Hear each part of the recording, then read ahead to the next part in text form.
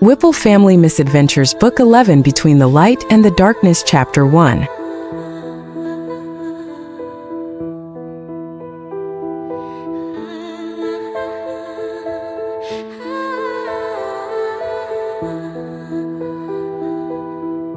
Sonic jumped up as soon as he was done eating lunch. You guys want to go see my old cave? It's where I used to live before I met my parents. Melissa was doing something with her college degree, meaning that Shadow and Silver were once again over with Sonic and Maddie, while their dad was at work. The darker hedgehog mostly enjoyed the arrangement, except for the fact they had to wake up really early to go over in the morning. Standing up from the table, Maddie reached for her laptop. Plates in the sink first, and their dad will be off work at 2 p.m. So you guys need to be back by then. The three of them quickly did as she asked and hurriedly outside, heading for the woods. It was a nice day in early May, one that almost could be considered warm. The sun was shining, the tree branches all waved gently in the wind. Hard to believe that less than 6 weeks ago, the ground had still been covered in snow and ice. You really used to live out in the woods? Silver asked, stopping to pick flowers. Yeah, I've been on this planet for 10 years. I used to spy on the town and then come back here to the cave I found afterwards. Shadow looked toward him. What did you eat? Whatever I could find. The blue hedgehog said with a bounce in his step. Although sometimes I use my speed to steal food from humans. When I could. But also a lot of berries and garbage sometimes. That made sense to the dark hedgehog. He had never been brave enough to actually steal from humans, although he had thought about it. In the end, he had deemed it too risky, and instead just dug around in whatever trash and garbage that was available. The three of them had to walk for a long time, made longer by the fact that Silver was distracted by every plant he didn't recognize and how it took Sonic a few tries to remember where the cave actually was. But finally they found it. Shadow had been expecting a damp, dirty cave and was pleasantly surprised by what it was, almost more of a hole in the ground instead.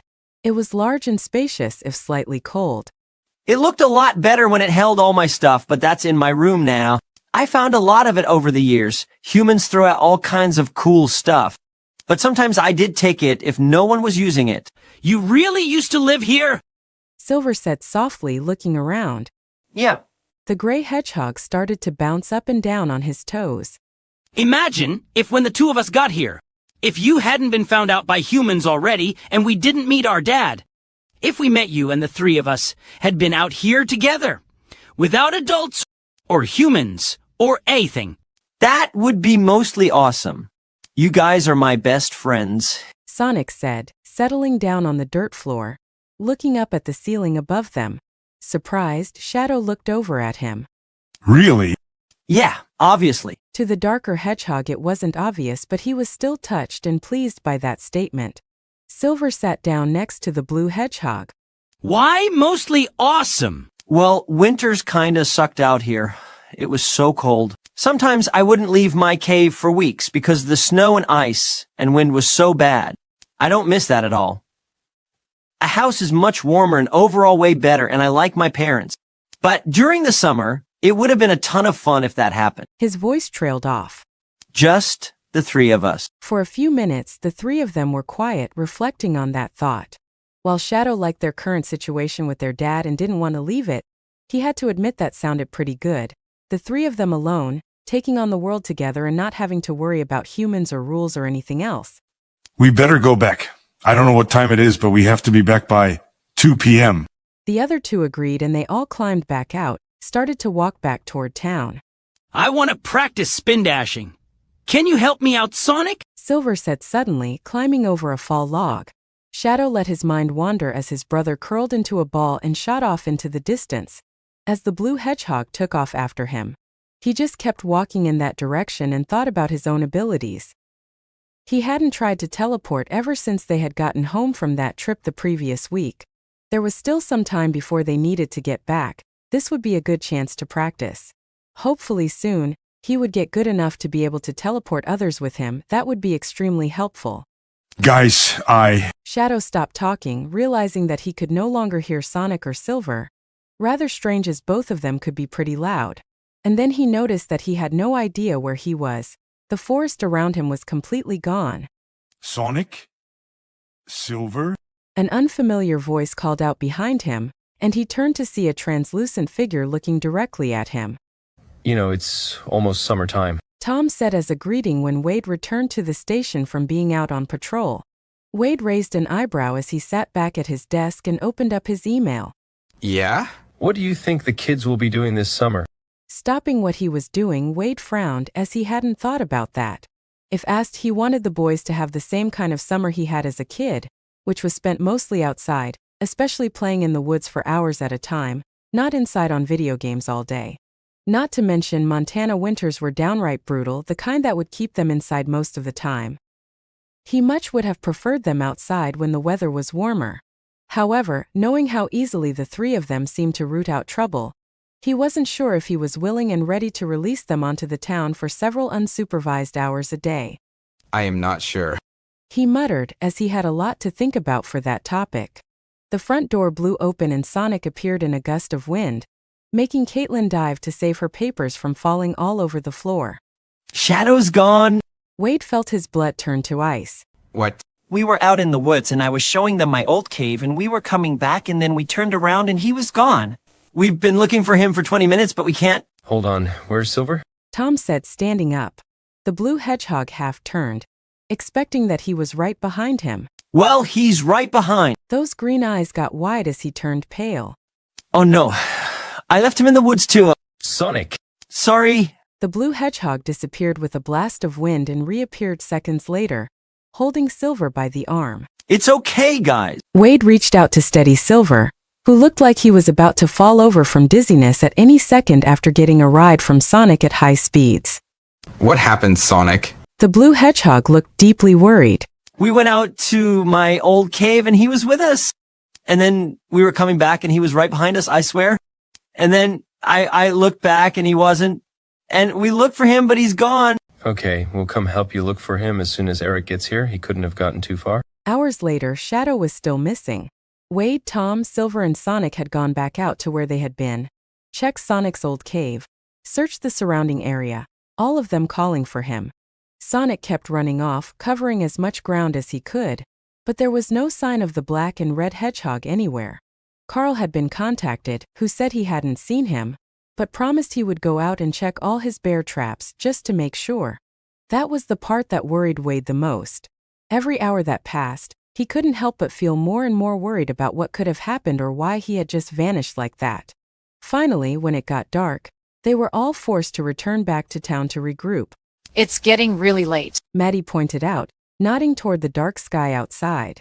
She had met them back at the station when they returned, bringing food with her, and said that she was going to take Sonic back to their house. Should we wait until tomorrow to keep searching? Wade glanced down at Silver, who was curled up on his chair with his eyes closed. It was nearing their regular bedtime and the gray hedgehog looked exhausted from the day's events.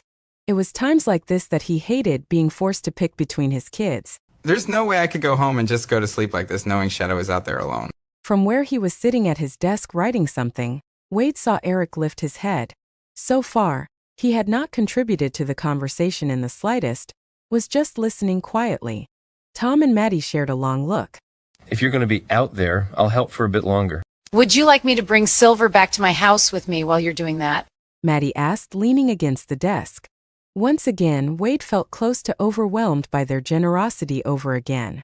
The two of them really were good friends and he knew it.